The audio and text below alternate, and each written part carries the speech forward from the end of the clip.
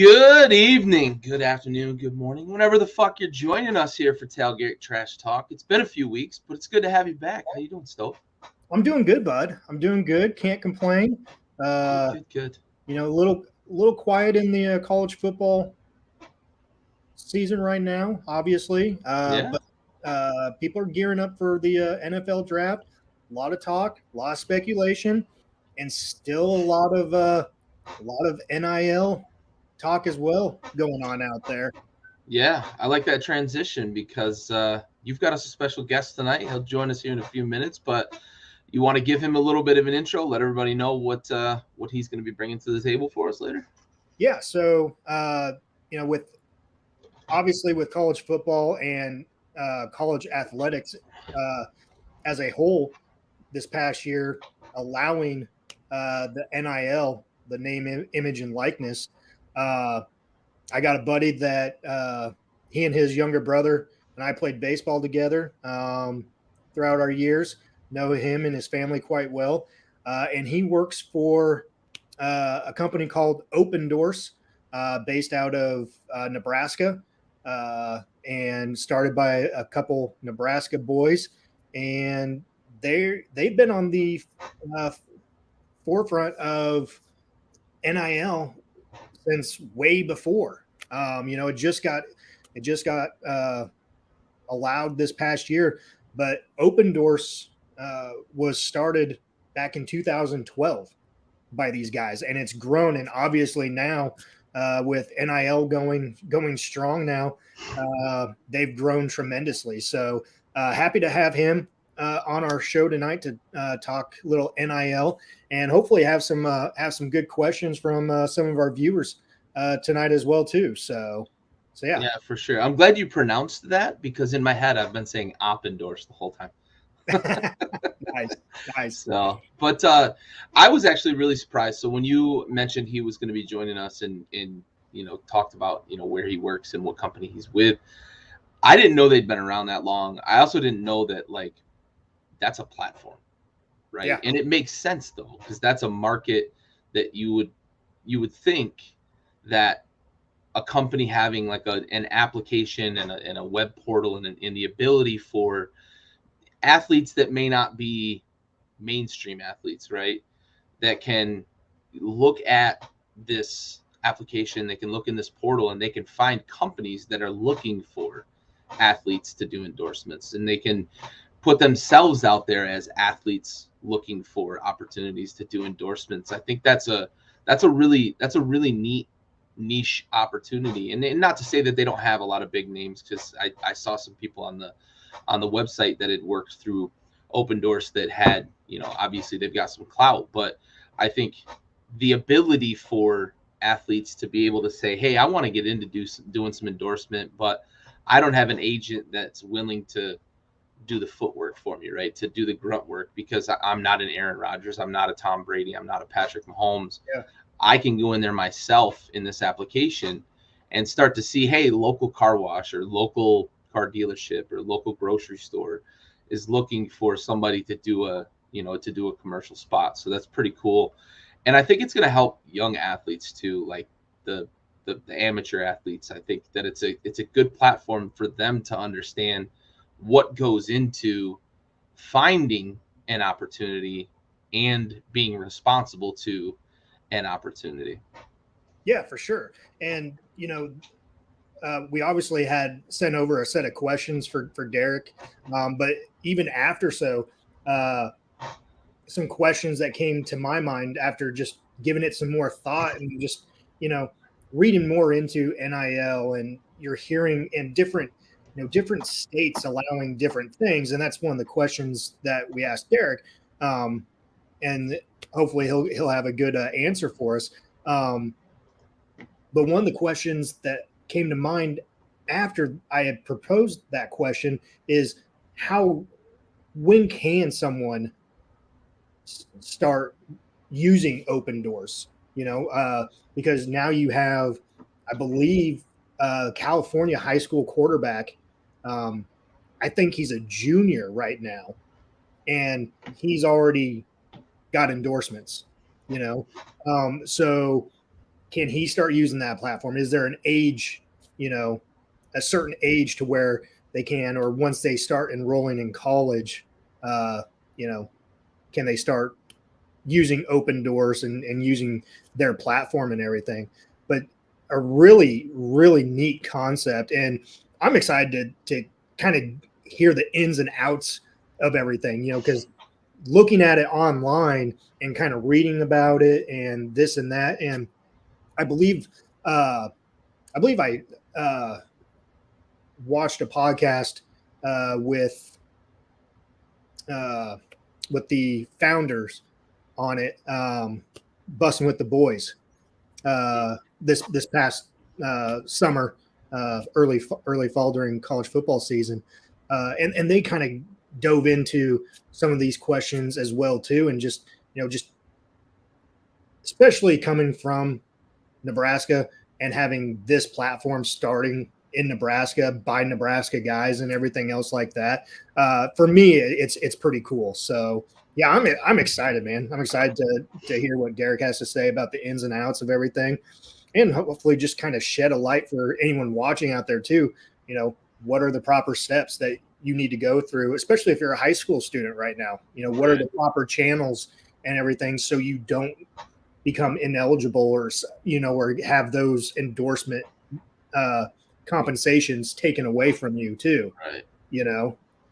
So yeah, that's a good point too, right? We talk about amateur athletes, and often our head goes immediately to college athletics, but amateurism is now, now that NIL is a thing. Like you mentioned, the high school quarterback, and we used to, the NCAA clearinghouse, we had to fill out paperwork, right, just to go play sports in college, and in that paperwork, that there was the question of, have you ever taken money for endorsing a product, or based on your athletic abilities, right? And now that question is irrelevant, but what is it that could drive somebody to the point of violating what's allowed by NIL? Because it's not just a free-for-all.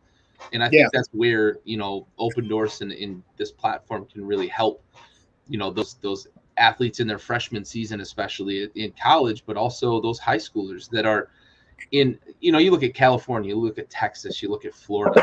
High school football is a religion in those states. And I know they're not the only states. There's other states that Ohio claims they're the football capital of the Midwest, but they're not Texas, they're not Florida. But these high schools, the Texas high school football coaches make a lot of money. Yeah, they're paid professionals, right? They may teach a class at the high school only because it's a requirement, and they teach gym class, right? Or they teach study hall or something like that, right? Art Briles wasn't teaching fucking high school chemistry when he was coaching in Texas. So, if they're willing to foot the bill, boosters for high schools are willing to foot the bill to pay a college or a head coach, good money.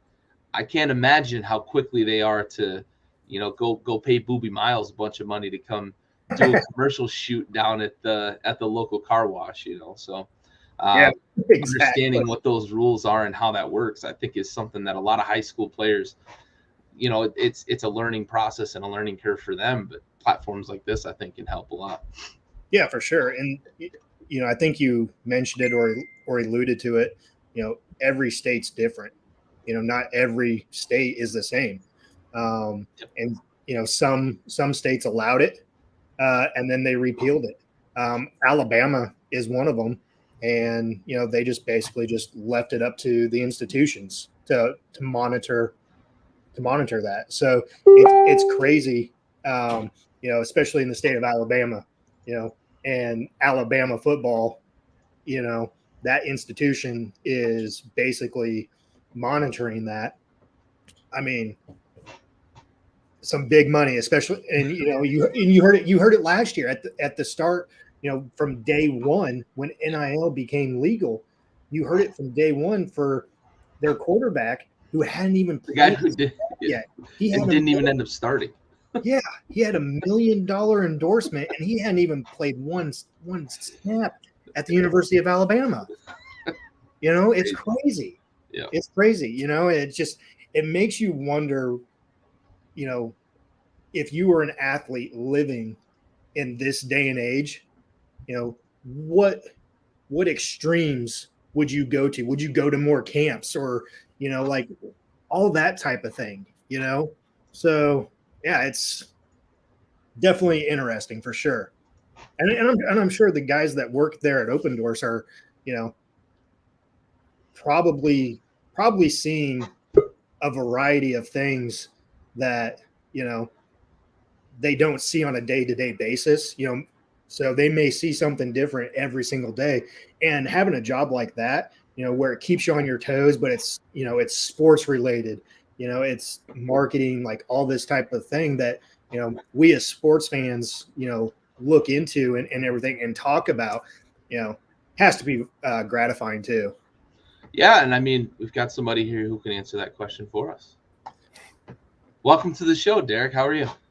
Fellas, good. Yourselves? Doing good, bud. Long time no see, no talk. Hey, Gary, I got to ask you a question. I've known your co-host in the background. Noel, we'll get to that too. But I've known your co-host for quite a while. Do you call him Big Stove? I do. Or, I'm not going to call him that. I'm going to call him Josh because that's his name. And I've known we like to shorten it and call him Stove, but we honor the nickname.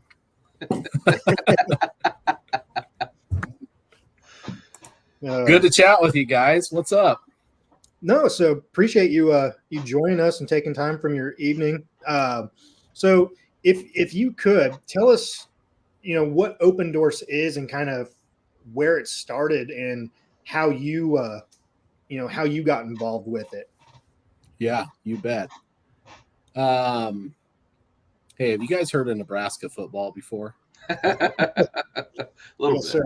Yeah. All right. So, okay. All right. Both these guys have heard of Nebraska. Okay. So, Opendorse started in 2012, and our two co-founders, Blake Lawrence and Adi Kanalik, played football and were roommates at the University of Nebraska.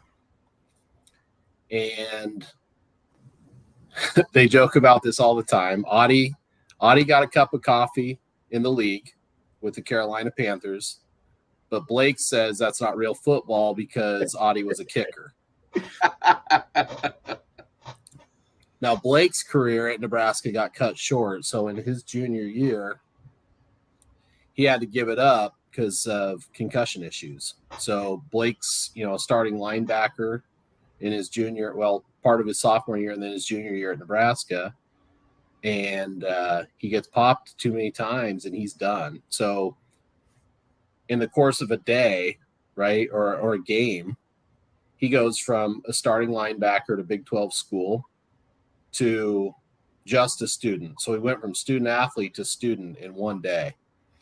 And Adi, went on, and both of them are very bright. And I say this because they're my bosses, and hopefully they catch the podcast sometime. They see all the nice things I said about them. But, they get to the end of their playing careers, and they've actually spun up a social media agency where they're working with local and regional brands on their social media strategy and, communications. And they're building their company, and they've got these brands in Nebraska who are asking them, hey, we want to work with some of the guys that you played football with. We want to have them promoting and endorsing our products or services.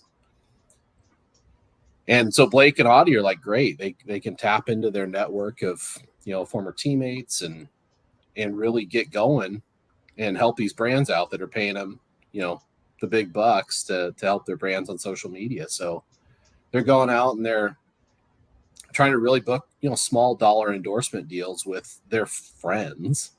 And they realize how hard it is.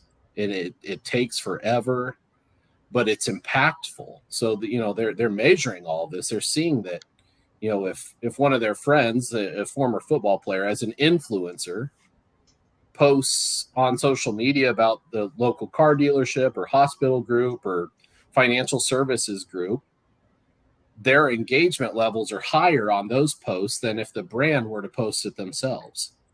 So the outcome is great, but the process to get there is very, very difficult.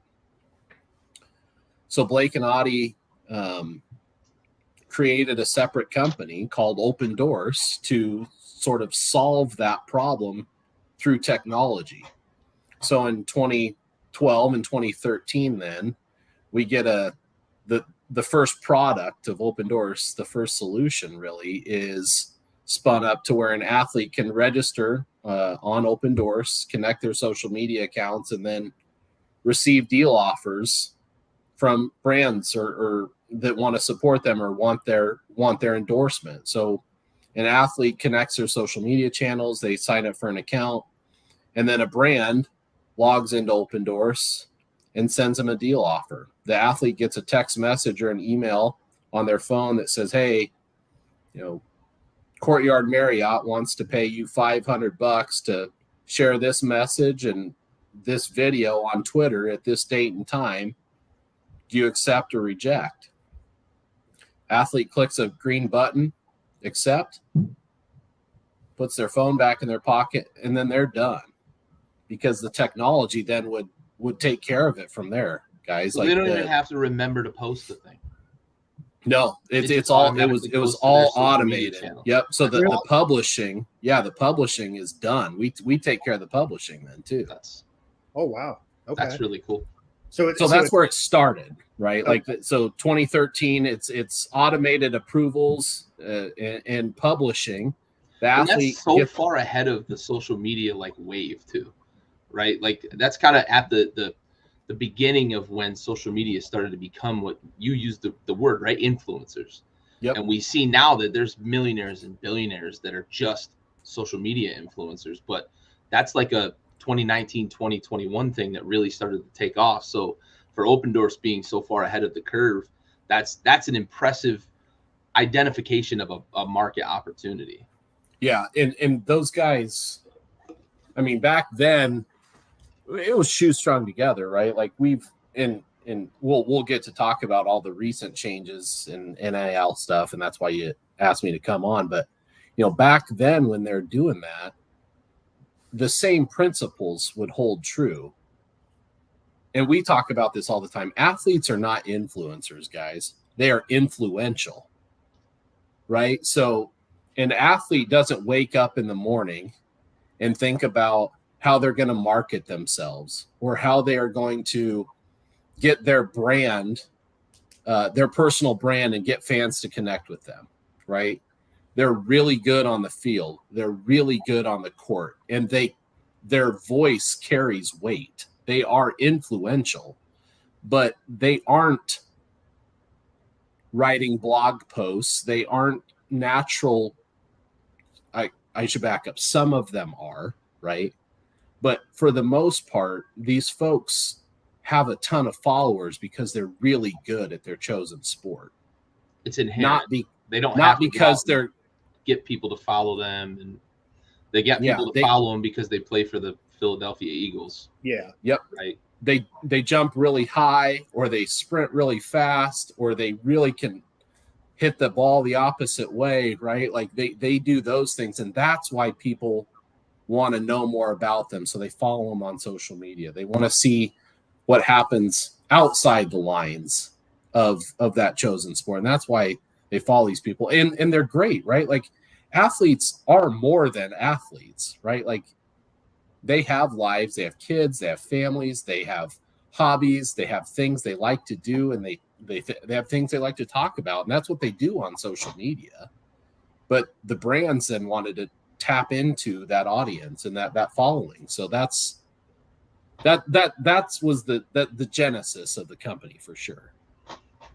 Yeah, for sure. One side note too, I like that it can be interpreted. The name can be interpreted a few different ways, right? Because it's Opendorse, right, for endorse, but also like opening doors, but also open source. In for any geeks in the room that are watching, like open source means like you can utilize this in your own way, right? And for athletes and for these companies that are looking for endorsements. Maybe I'm too much of a nerd that I noticed those things, but it's just interesting that they're opening doors for these athletes, opening doors for these companies, but also it's sort of an open source platform for people to come in and utilize it in their own way.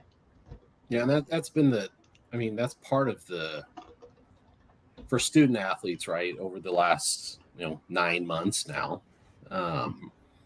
we're really trying to provide tools for them to actively find people to support them. And it might be fans, it might be brands, it might be national brands, it might be local brands, but where we exist is to provide them the tools and the opportunity to do that. And yeah, you've got, like, I'm always repping the brand here. I've got the doors, the Opendorse logo. They got the doors open here. And now I didn't mention, that you're right on the open and the endorsements, and that's right on. Like that is, that's the history of the company. But Blake and Audie's first company, that social media agency, was called Herdat. It still exists today, but the genesis of that name was, do you guys ever see the movie Pineapple? Yeah. You got, yeah, Gary. I don't even have to Pineapple Express, right? Like that's how they started their first company. But you have to remember, guys, they were 20 and 21 years absolutely. old at the time. Absolutely. I can imagine what I would have named my company when I was 19 or 20. Right, exactly. It's like they start their first company and it actually takes off, and then they're like, well, yeah, we have to tell people how we got to the name, and that was still during Pineapple the MySpace era too. That was the MySpace transitioning to the Facebook, back then. That's it. That's right on. But so real quick, Derek, you kind of alluded to it a little bit with your explaining of where everything started with Opendorse. So take us through the process then.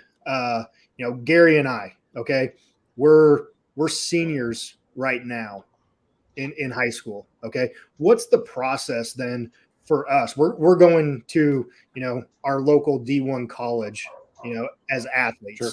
What's the process then for us to get on this stage and, go from there?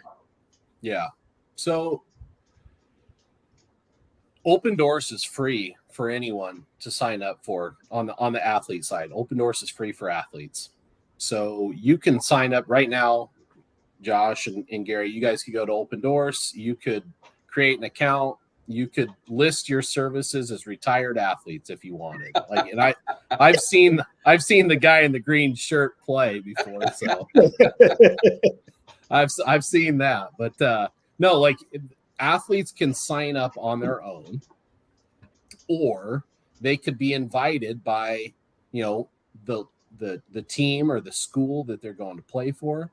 So Opendorse, there's a couple of parts of our business, and I'll get there, I promise, to answer your actual question. But there's two sides of our business, right? Like, we've really focused this early part of our conversation on the ways you could monetize as an athlete. But we also have software as a service products where a university or a team can license or subscribe to our products to then share content with key stakeholders. So when Opendorse started, right, like we were talking about, that local brand here in Nebraska wanting to work with those retired Huskers players. But where it went was, we were doing all this work as a company where we were managing campaigns, and we had this really cool software that you guys were like, oh yeah, that's cool. I didn't know that. So we had that, but only the Opendorse employees were using it. No one else was really out there using it. We were doing everything on behalf of the buyers and the brands. That's a lot of overhead. Yeah. So then we're like, hey, you know what? What if we let others use this really cool tool? Here's your platform. So then do with it. Right. So then we package it up, and we start offering it to teams and leagues and players associations and universities and colleges to license the software, invite athletes to join their roster within Opendorse, and then those that same example I used before with Courtyard Marriott, it was the same text message to the athlete. It just didn't have a dollar amount against it. So as Gary, who's your team? I see maybe the Washington. Yeah. They're in the background. Is that your new name? Yeah, I'm just gonna stick with Washington because. All right, let's go with piece. I see the RG3 jersey. Let's go with RG3 and Baylor. So Baylor's a customer of ours currently, and back in the day, they would invite Robert Griffin III to sign up for Opendorse and then share content suggestions with Robert to say, hey, we've got a really big game coming up against Texas. We want you to share a hype video for that game. And so Robert signed up for Opendorse. Baylor loads up that content. They load up the video. They write a tweet for Robert. He gets a text message that says, hey, Baylor Athletics wants you to share this video and this caption on Twitter at this date and time.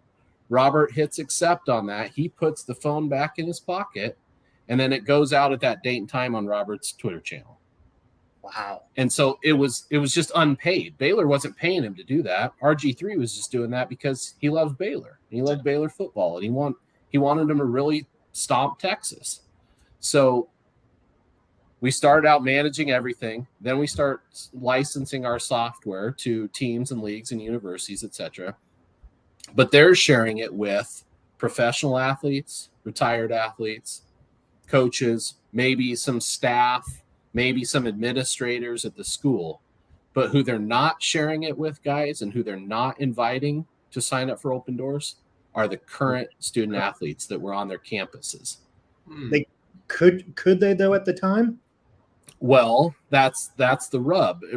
But for us, Josh, like that was the moment for us is when through conversations with folks at the NCAA, them not officially blessing anything, but them also saying, hey, there's nothing that really is stopping these universities from inviting current student athletes to the platform.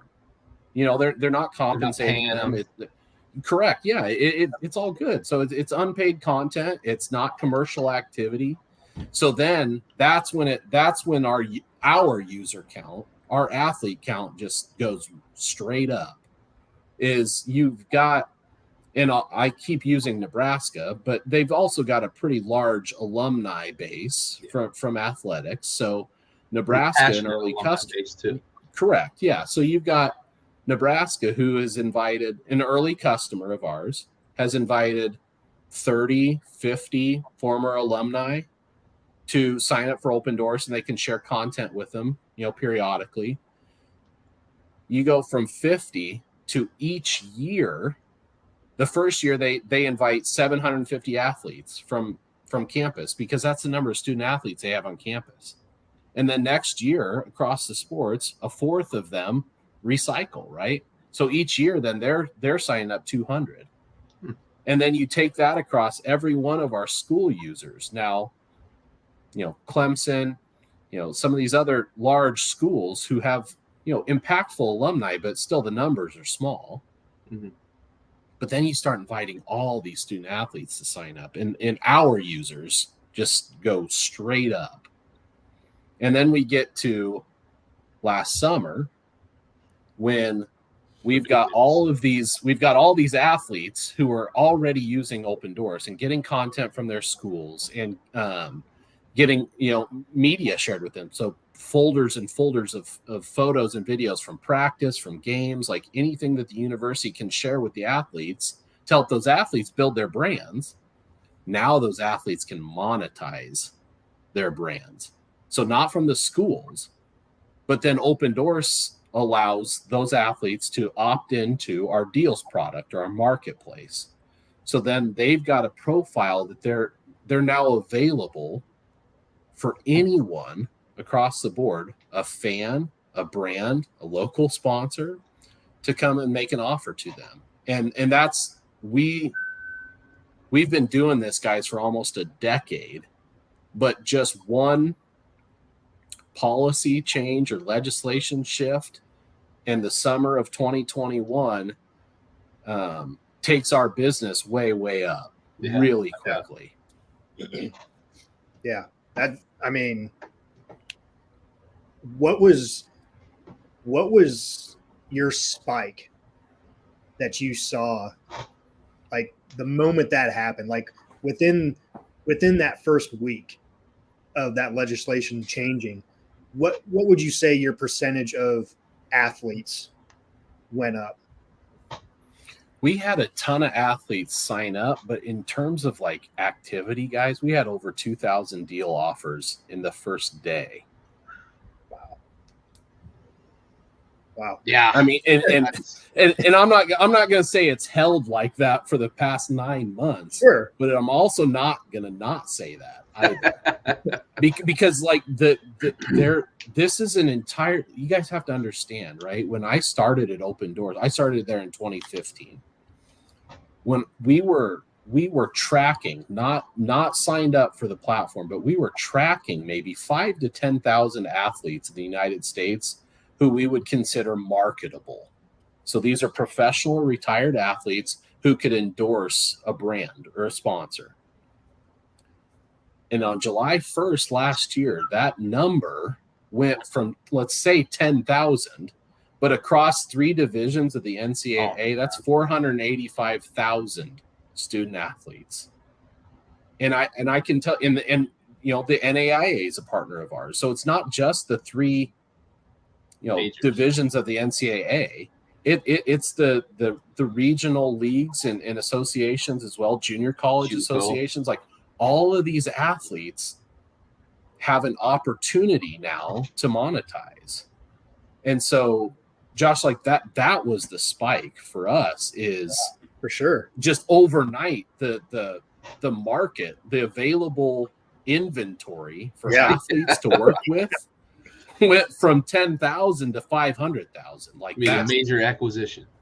Yeah, that's crazy. So with new athletes coming on board, and obviously a new segment, because you're not dealing with maybe people that have had experience marketing themselves. Now that you've got freshmen, especially that are brand new to the college scene, brand new to being viewed as a potential professional, do you guys often get a lot of questions about like, how do I do this, or what am I looking for? And maybe if you could just highlight maybe one of the more frequently asked questions you guys get from anybody new to the platform. Well, and you guys get it too around, again, Nebraska is an example.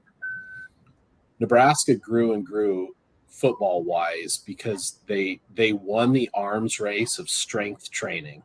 So they're early adopters of strength training. And so then they start building these players and the program gets built up. And so then they could use that to recruit. Recruiting is the lifeblood of every athletic department across the country. And NIL and the programming that these schools and universities are putting around it is just the newest arms race for recruiting. And so Gary, like, again, our part in it is we want to help the schools educate the athletes on all of it. So from personal branding all the way to what materials they need to have available when they have to file their income taxes this year. Yeah. Oh, wow. So all the way through it, we're putting together programming and resources, but it's awesome how the schools are, helping the athletes as much as they can, right? Like they can't go out there and source deals for athletes. They can't do it. But they can help educate the athletes on what to look out for when they are considering an opportunity from a brand or a fan. And they're also helping them to say, hey, look, that's the way you've been offered this activity is not permissible. Like that, we're here to help you protect your eligibility. So the clearinghouse people are still involved in the process to make sure, hey, they're not going out and violating the terms of the NIL. So they are still. Yeah, and you guys talked about it earlier on, right? It state by state, it's different. and school by school, it's different. Yeah. So compliance departments across the country have had to quickly, right, add to their arsenal around their understanding of this space. And so they're on the lookout for, and there's different policies at the school level and the state level, but in summary, these athletes are disclosing these NIL activities to the compliance departments at their school, and the school's saying, yep, you're good. This doesn't look like it's going to impede your eligibility or anything along those lines, but they're not out there sourcing these deals for these athletes. That's across the board, whether what school you're at or what state you're in, that's not allowed. They just let the boosters do it. Yeah. So two quick things here, real quick, Derek. So during this past season and with the podcast, I have some connections with a couple of customers of mine down in Florida, and one of them, his daughter goes to UCF, who her roommate was actually dating a football player. And so we kind of talked via her dad, my customer, and tried to get him on the podcast. And he said, let me run it by my coach, would love to. Let me run it by the coach. Coach said, yeah, that's fine, Yeah. And then they had just lost that week, and he was supposed to come on that following Wednesday, and didn't come on. And come to find out, they'd never done like an interview or anything like that before, and so got cold feet, so you have that type of thing, but now, with Ohio State and Urban Meyer, you just saw, I think last week or the week prior, they hired Urban Meyer to be an NIL compliance person for their university. We talked about it on this podcast before, that it's almost like you need to have, like if those rookies, when you get to the NFL, you always have those rookie meetings and everything else to go over financials, don't do this, don't do that, do this, watch out for this. It's almost like these college student athletes now need something in place at the university for, and maybe they have this year, they put something together, rather quickly, because it kind of came together at the last minute before, right before the school started. But I would think now, with having a year, close to a year, with it being in place, that they might have more knowledge and everything, and have other outside resources like compliance officers, or someone from the major leagues, or NFL, or the players associations of whatever leagues, come in and talk to these student athletes about this as well too. Yeah, you bet. A lot of the schools honestly are tapping into their alumni, the folks who have been monetizing their name, image, and likeness, or have had to choose an agent to represent them before, or have had to do their taxes and financial advice. And so a lot of the schools are, they might do it out of a life skills program. They might run it out of the athletic department itself, and have an NIL task force out of these athletic departments. But yeah, the schools are answering the call as best they can, given the time they had leading up to it, right? Like, you're right, but they're answering the call. The schools are putting the resources in place, and part of that is working with companies like Opendorse that can come in and have, you talked about some of these professional, gatherings as people come into the league. Like, we've been a part of those meetings for 10 years now, and so that these schools are like, can you help us with this? And that's where we get to come in and say, we've been doing this for 10 years. And there's been, as this market came up last summer, guys, there have been so many new companies start trying to emulate. Yeah. Capture the moment, right? Are you seeing a lot more local, now that it's college level, a lot more local kind of regional companies that know that the universities in the area are going to give them opportunities, or do you see an influx of national, brands coming to the platform now that this deal has come in place? Or maybe it's a balance of both. It is, Gary, like where the majority of, so if you guys remember, like as July rolled around last summer, there were so many critics of this saying it's just going to be the top 1% of athletes that are going to get paid. Yep. And we, from the very beginning, were so against that take. It's like, no, every athlete will have opportunities. Will the top 1% still make maybe the most money from these NIL opportunities? That data is yet to play out, honestly. But you guys think about even when we played sports in high school, right? Our high school had boosters. They had brands and sponsors who would buy an ad in the program, right? Or in the yearbook. Like, we had those supporters, and those companies still want to support local athletes. Mm-hmm. So, where I'm from, Hastings College is an NAIA school, right? They've got athletic department sponsors, and those brands, the local dealerships, the local hospital group, the insurance agencies, whereas they've been spending their money to sponsor the athletic department for the past 20 years, now they can take some of that money, not necessarily away from the athletic department, but they can direct it right to the athletes. So it's not a huge amount of money. It's walking around money, guys. It's $30. It's $50. It might be a gift card. It might be a, hey, come in and you can have dinner on us tonight. Yeah. Like it's we're not talking about 7-figure deals. That's not the majority of the deals, guys. Yeah. We're talking about $50. But that means that would have meant a lot to me in college. You got that right. That's right? Beer money for the weekend, yeah. Yeah, and so it's all these critics were out here saying, well, none of these Division III athletes are never going to get paid. Like, the hell they aren't. Like, right. They're sponsors for every Division III athletic department out there.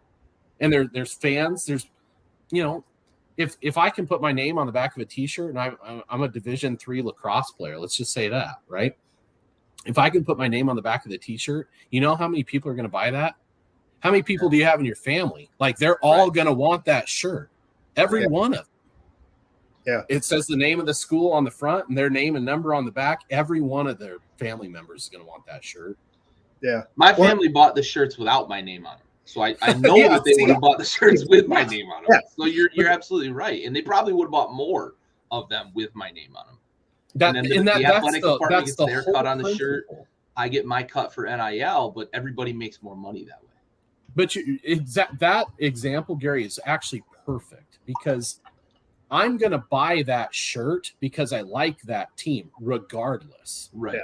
But if there's a player on that team that I love, and I can get his or her name and number on that shirt, and I can support them, and they're going to get even a small cut of that $20 T-shirt purchase, that starts to add up. And those are the opportunities that now are available to these student athletes. Yeah. Instead of just buying the home jersey, I'm going to buy the home, away, and the alternate jersey. Yeah, you bet. Well, and it's funny that you gave the example of T-shirts because a lot of Nebraska players that I saw like on Twitter or Facebook or whatever, a lot of the Nebraska football players, started a Shopify T-shirt store, promoting their name, their brand, and that's, I mean, it's ironic, but you think, you market that for $25-$30, it's a $10 to $12 shirt. You're probably making, around $15 a shirt sold. Sure. After all expenses, and everything else. So yeah, I mean, well, it like another Nebraska example, right? Is There's a small restaurant group called Muchachos here in Nebraska. They sell burritos. Yeah. But they partnered with the offensive linemen at Nebraska. That's the and they had their people to partner and with. but they had their highest ticket sales weekend ever, like average order amount, like their highest sales weekend ever, just because the guys are out there just talking about Muchachos on social media. And then they show up, they take pictures. Yeah. But it's Muchachos doesn't have to fork over thousands of bucks for that. Maybe they want to, right? I don't know. But what I'm getting at here is those guys would do that if Muchachos would just give them a free burrito the next time they come in. Yeah. So just give me some free carne asada. Right. But it's $10 they can spend on something else, or they can save it. It's they don't have to. These athletes are not in it for these giant paychecks. They're just getting into it because it's a new opportunity that's available for them. It's cool too to be a part of that, right? Like that's a cool feeling. I can imagine when I was a college student, right, a student athlete, if you know the local convenience store had asked me to come and do just show up and take some pictures, right, kiss some babies and shake some hands, I'd have been leaping into the place to do it because it's just cool. And if I got a gift card out of it, or if I got a free meal out of it, like that's a bonus for 95%. And you mentioned the top 1% or top 5% that are going to be getting bigger deals, but like 95 to 98% of college athletes are like, this is just cool. I can get 20 or 50 bucks for the weekend. I don't have to worry about what I'm going to scrape together for gas money to go home and see my family, or if I'm partying that weekend or whatever I'm doing with it, or even if it's just to help supplement like textbook money and stuff like that. So, you know, that's a really good point. I appreciate you bringing that up because that puts it into more of a real perspective for the average fan who's like worried that these athletes are just going to become professional athletes. They're not signing State Farm deals like Aaron Rodgers and Pat Mahomes. So that helps put it into perspective. And we've seen some of them are right. We've seen some monster ones reported, but the large majority are the ones that you're bringing up, right? The local place that wants to get just a little hit from the offensive lineman to sell more burritos. And let me give you a couple of like local examples too about how this is really going down, right? Like everyone has this conception about what's oh man, you know, millions of dollars and these huge contracts and all this. But let me give you guys a couple of local examples.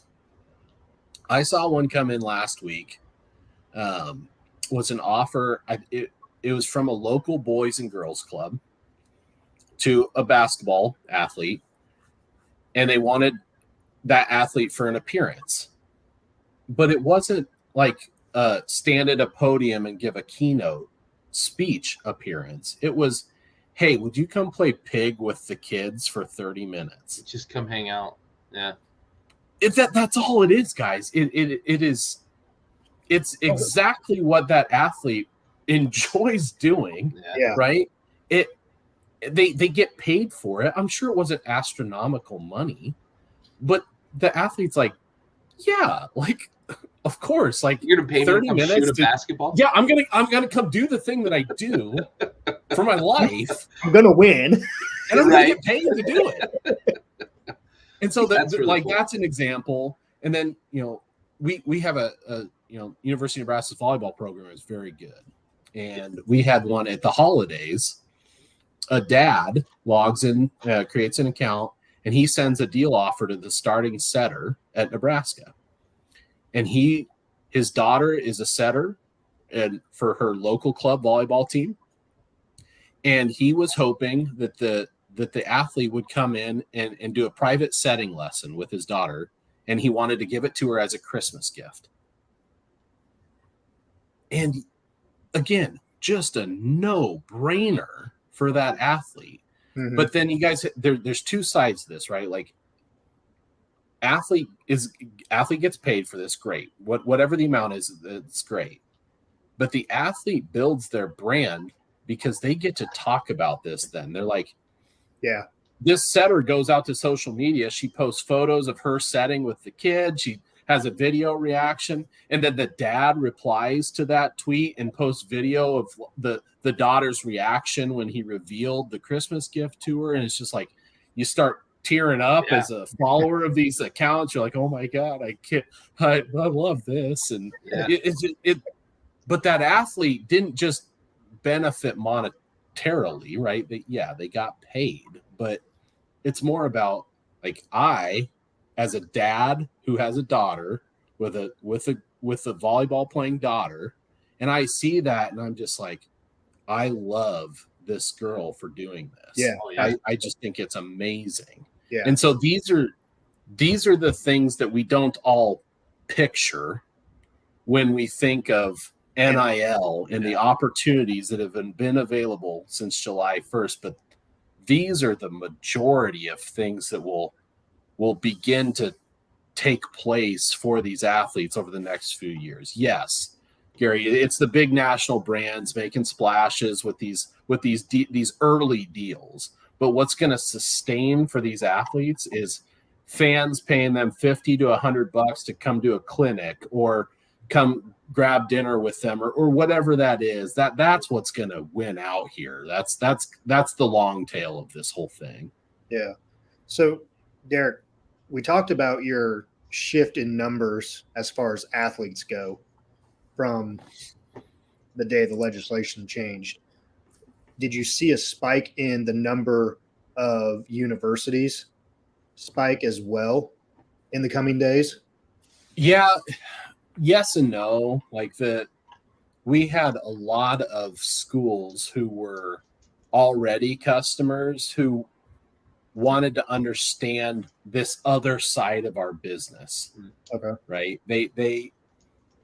They knew obviously the products and services that we provided over to them, but they really were intentional on learning about how are the athletes going to interact and engage with buyers on the other half of Opendorse's business in the marketplace. So we had a lot of school existing customers who were really interested and want to learn more right away. Right.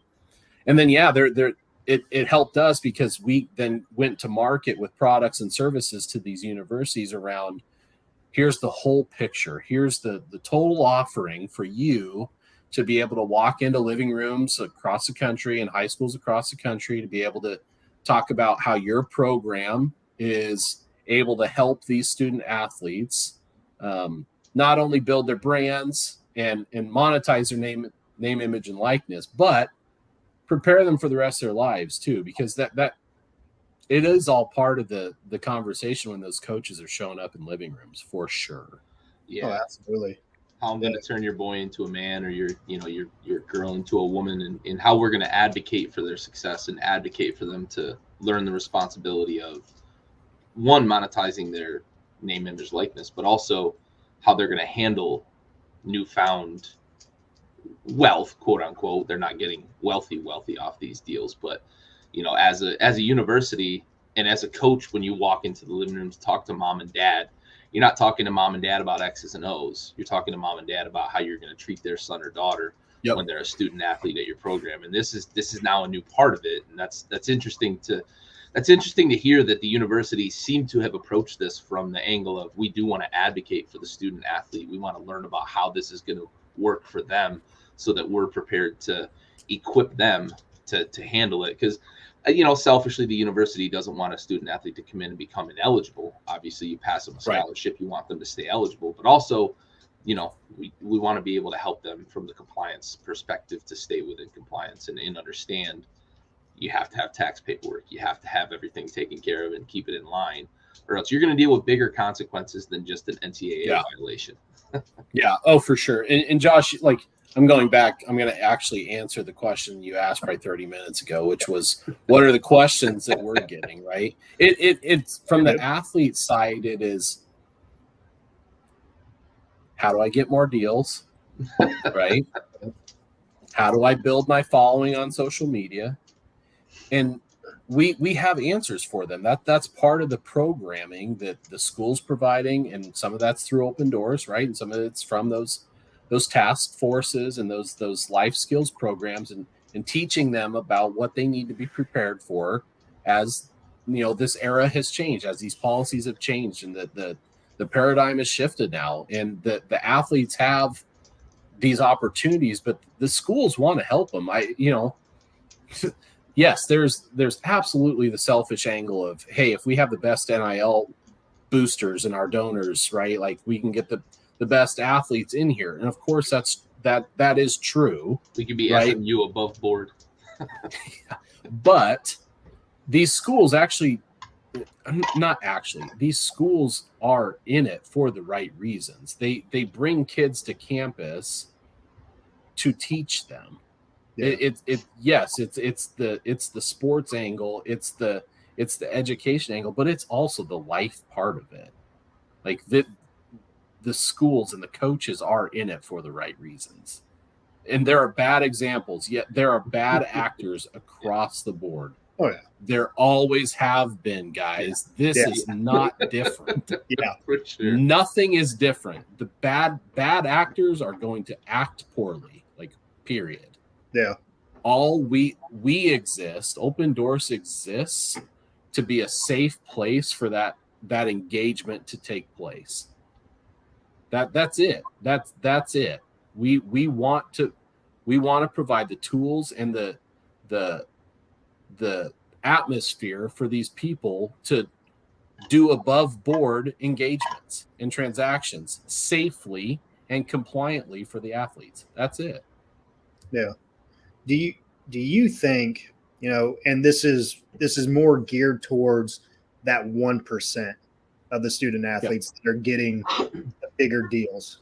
Do you think that you may start to see some of these deals be where it's like a 2 or 3 year commitment from these athletes, and to where if they do transfer to a different school, as we all know, the transfer portal is beyond ridiculous right now. But if they do transfer, you know, within that contract with whoever, that they have to give back, you know, whatever, or, you know. So part of this, you think? No, yeah, I hear where you're going, Josh. Like part of, and we've got some examples already of this being the case where high-profile athletes attend one school, they enter the transfer portal, they end up at a different school, and then there's probably some observers out there, like all of us, and they're like, whoa, I wonder what he's going to do with that endorsement opportunity, or she's going to do with that endorsement opportunity, because pretty sure the local car dealership really doesn't want to work with this athlete anymore. So that is part of the education part of it, Josh, is they have to the athletes cannot enter into deals with anyone with it being contingent upon where they attend school or how they perform on the field. They can't do it. That is impermissible across the board. Okay. So now, am I saying that isn't maybe the understanding between it's implied them? Yeah. Maybe that is the case, but the athletes have to be smart about that. They shouldn't, maybe they don't want to enter into long-term relationships or contracts because they want the flexibility that they need. They might want to transfer. Maybe they're not getting playing time. Maybe they're homesick. Maybe, you know, this campus life just isn't for them. Yeah. So don't enter into that long-term contract. Yes, it's really appealing, right? If you or I got a job offer and it's for 4 years and $1 million, you'd be like, that sounds really good. But you have to weigh that offer against getting rid of some flexibility there. Yeah. Mm-hmm. And that's the same thing too, guys. Any athlete, and especially their agents or representatives, when they get a deal offer, they're starting to think of, okay, if I do a deal in this category, if I do a deal with Pepsi, I'm not going to be able to do a deal with Coke. That's really interesting. Yeah. Or if I do a deal with Ford, I'm not going to be able to do a deal with Chevy. Yeah, you got to manage your portfolio. Yeah. So there are some athletes who are very astute, or they've got family members or representatives who are thinking long game. Mm-hmm. And so they don't hop at the first offer. Yeah. Because if they do, they take themselves out of play for maybe something down the road. Yeah. Interesting. For sure. So I don't know necessarily how much more time you have, but I was hoping to ask this more as maybe it's closing thoughts, or maybe it brings us into another discussion. But what's one major piece of advice that you would offer if say I was still a high school athlete and I was coming to Opendorse and I wanted to sign up for the platform, but I really have no idea what I'm doing, and I haven't had a chance to talk to the school yet to give me any advice. I'm looking for some solicited advice from the Opendorse representative. What's one maybe one or two major pieces of advice you would give to an amateur athlete before we just talked about the portfolio thing, but what else is there that I should really be considering if I'm trying to get my name out there and start to leverage some of this NIL capability? Yeah.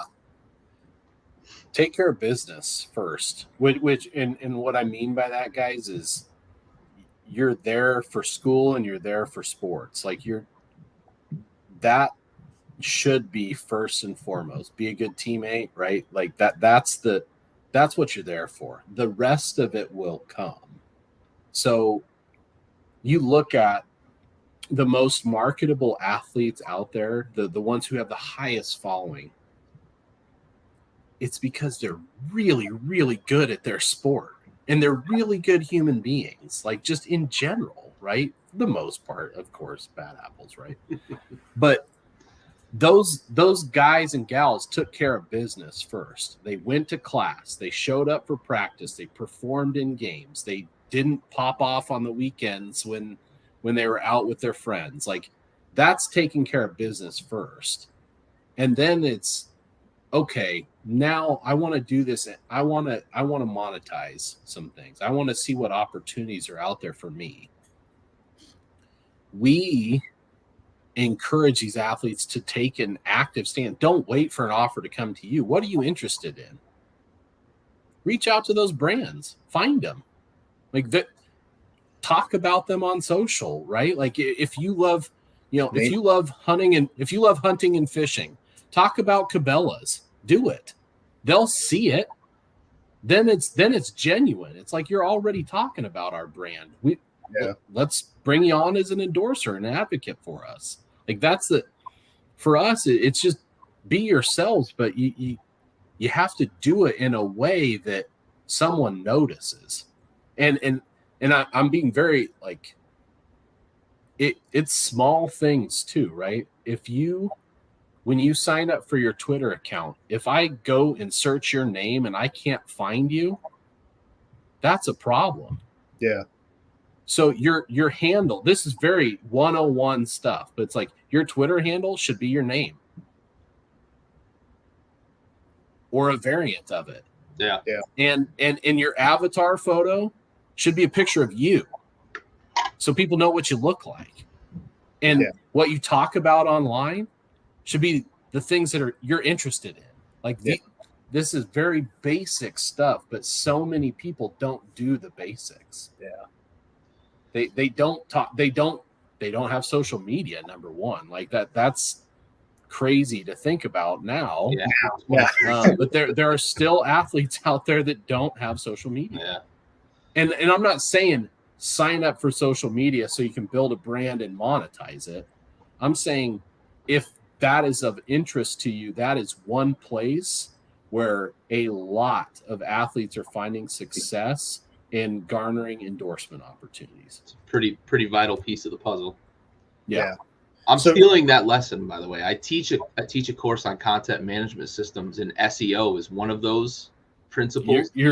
I'm stealing the social media aspect. Like, if I can't find you on Twitter, you're not doing it right. If your company name is your handle or those sorts of things, like that makes so much sense. But you don't think about that stuff when you make a nickname, right? I put a nickname up there, and nobody knows that it's my childhood nickname, right? Yep. How do they find me if I'm not talking about myself or I'm not talking about my interests, and my handle doesn't reflect that? That makes so much sense. And it's like even our names across the bottom of this screen right now, right? If those were our Twitter handles, we're finding you, not us. Gary and I are good, but hey, I'm good too, bud. I'm good too. I'm not searching. If I'm looking for Josh Stovall, I'm You're not looking going for to the Twitter big and typing stove. in He's Big on Stove. there. Big Stove not is on happening. there, bud. He's on there. But you guys get the concept, though. If I can't find you, I can't follow you. And if I can't follow you, your follower count doesn't go up, and then it's not monetizable. And again, that's not the sole purpose of this whole racket. It's you go to school and you go to practice and you do the things you need to do. But you gotta keep in this but in this part of it, there are tricks and tips that help you along the way. And a lot of it is just to be yourself, honestly. It's like, hey, are you interested in music? Do you talk about music a lot on your channel? Well, there are record labels out there that want influencers or influential people to share new music, and they'll pay them to do that. Like, those things happen. Or there are fitness companies that notice that Big Stove, he's a workout warrior, right? Like he always posts videos of his workout. Well, it's like, yeah, the fitness company wants to work with Josh because he's already talking about their stuff on social, or it's appearing in the background, or his protein shake that he drinks and the mixer bottle like has the brand on it, product like placement. Yeah, Exactly. but that is exact. It's so basic. Yeah, it's the stuff you're already doing. Yeah, but now they're just able to get paid for it. Yeah, so it's so much more organic. The way you describe it, it's much more organic than it feels like for the common observer, right? For the people that aren't familiar with this, that don't do this, that aren't endorsing products. It's just that the way you describe it makes it feel so much more just natural and organic to be successful. But some people are really uncomfortable. Some people are uncomfortable sharing their everyday life for whatever reason, right?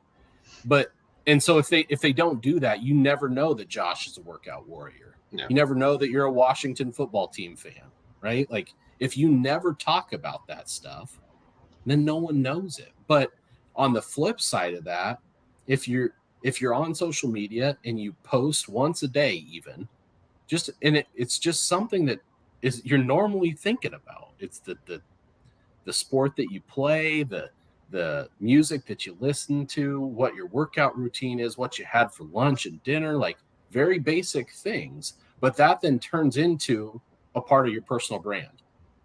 And then those are the things that brands, they want to work with people who are authentic.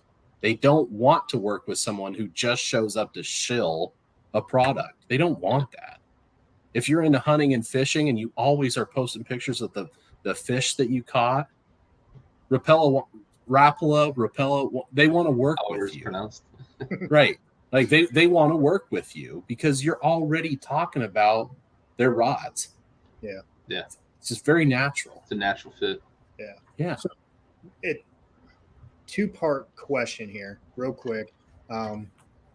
You've been awesome, Derek, and we greatly appreciate it. This has been absolutely one of the best episodes we've had all season.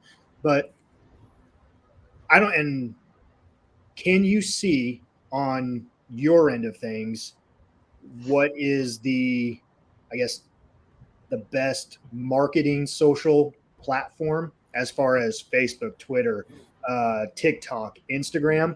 And if so, what is the one social media platform that is the best one that people are marketing and monetizing on currently?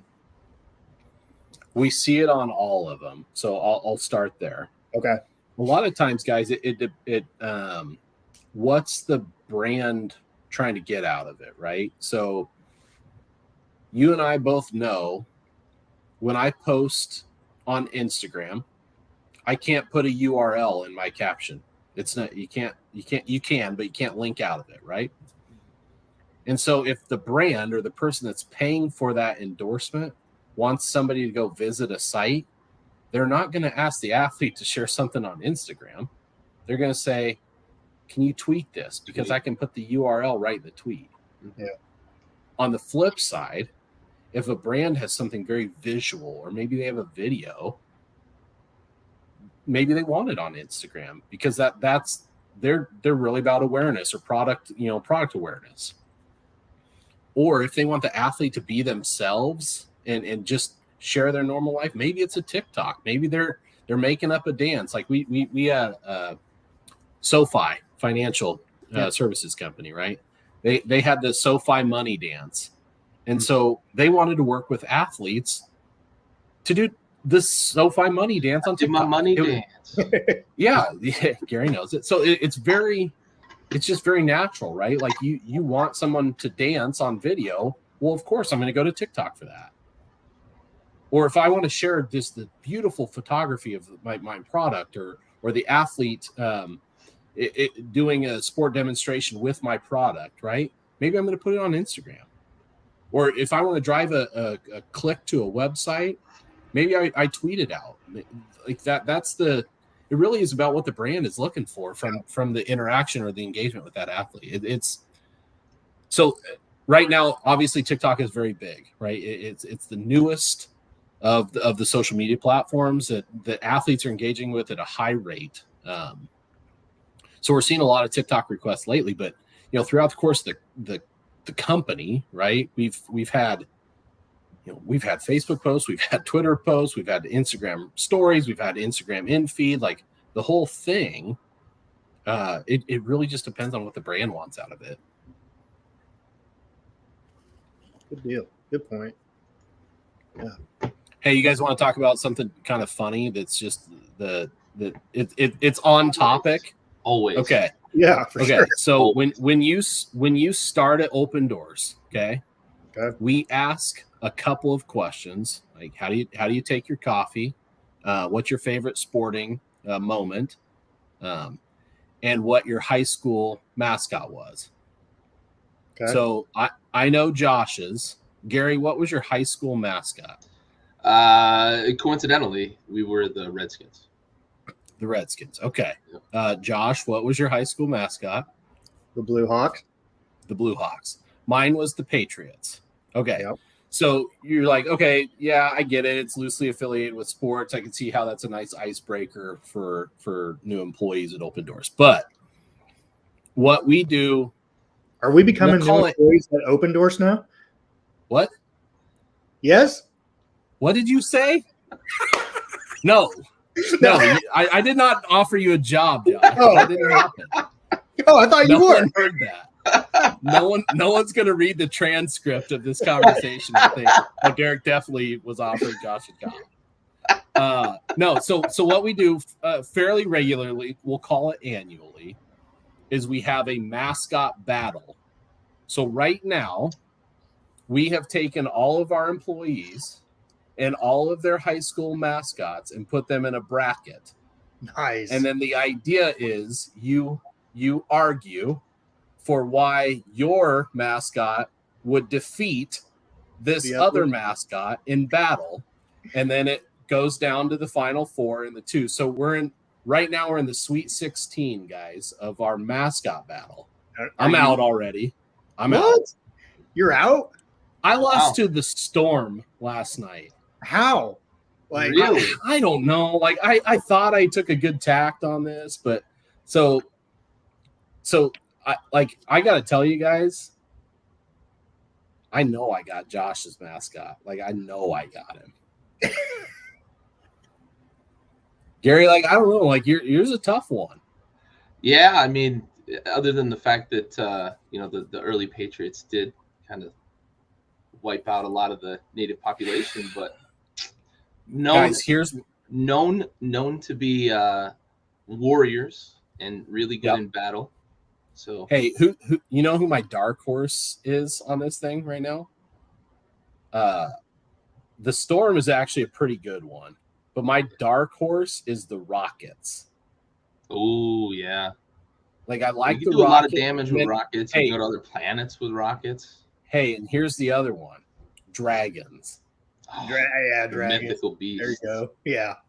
You've got a lot of knights, you've got a lot of animals, wild cats are kind of scary. You've got, the thunderbolts, like the titans, like these things they're good, but I don't know. The dragons is kind of my which kind of dragon though, Derek? That's the thing. You have the ability to state your case. Yeah, it could be. Yeah. It could be. I wouldn't want it to be a friendly dragon, but I would probably argue for, Game of Thrones dragon. But but that's what we're doing right now. So I was just gonna ask you guys, what your high school mascot was. So it's kind of like a take off the Capital One mascot challenge. I like it. Yep, it's the arguments get pretty intense. They get heated. Yeah, I can imagine. So how is it decided? Is there like a vote, or is there? Yep. So we all vote. Okay. We are voting. It used to be by a show of hands because we were doing things in person, but now we're all spread out across the country and operating a lot digitally. So we vote digitally on who we believe is the winner. So we'll all maybe you'll have to follow up and ask who won, but I think the Dragons are going to win. Yeah. That's a tough one. That's a tough one for sure. They breathe fire. Exactly. And they can fly, and they're massive. Like the whole thing, like they've got a lot going for them. But no, I bring that up, but it's mostly to talk about this thing that we've built. We've got, there's about 100 people now working at Opendorse. And we started in Lincoln, but we've got people across the country crushing it for us every day. I love what I do, guys. Like you asked me if I had time. I could literally talk about this stuff for hours. We really appreciate it. And I'm not the only one at Opendorse that would jump on a pod and talk about this stuff, because it is a job. But it's fun. Like it's challenging, it's exciting, it's different. And I'm really thankful to do what I get to do, and do it with people that I can get into a very heated argument about a mascot battle with, but in the same vein, they are that passionate about what we do. Sure. So like, I know we're going to win this thing in the end as a company. I know we will be very successful at the end of this. And I think, the athletes that work with us and the universities and schools and teams, like we want them to be successful too. So I'm glad to come on. I'm glad to get to talk about this with you guys. And I think it's been really interesting since last July, but it's just going to keep being great. So thanks for bringing me on. I really enjoyed it. Hey, look, Washington crossed the Delaware in the dead of winter. I don't think any storm's taking out those Patriots. That was my argument. The Revolution War, and like, man, hey, did they have a tough winter at Valley Forge? Yeah, they did. But did they stick it out and end up winning our freedom for 200 years plus? Yeah, they did. We're still independent from Great Britain. Hey, just saying, Josh, what did your Blue Hawks do? Nothing. Yeah, shot them out from the sky, bud. With bows and arrows and guns. Derek, we definitely appreciate you coming on, but we actually have a baseball podcast we got to get on here in enjoyed it, guys. Have a good rest of the night, and if you ever need anything, holler. Yeah, thanks so much. Really appreciate your time. Great conversation. You bet. Take care, guys. Thanks, Derek. Man, great episode so far. And I'm with Derek on that. Like his closing remarks, like he could talk on and on about it. And if we didn't have the baseball podcast, it's clear that he could. Yeah, like I could have gone more too. So. Oh yeah, absolutely. It's really interesting stuff, man. Yeah. So, well, with that, another great episode of Tailgate Trash Talk this week. we will take next week off and be going on in 2 weeks. And that's, 2 weeks closer to the NFL draft, see where our mock top 10 land or if they do. But that is it for tonight. And Gary, any closing remarks? No, great episode. Good conversation. Really appreciate Derek coming on. And, it's really interesting to see things from that perspective. Yeah, for sure. For sure. So, all righty. Well, hey, if you guys got nothing else going on, come check out the Rosenbagger pod starting here in about a minute or so. So check us out over there, and we will see you in 2 weeks. Peace.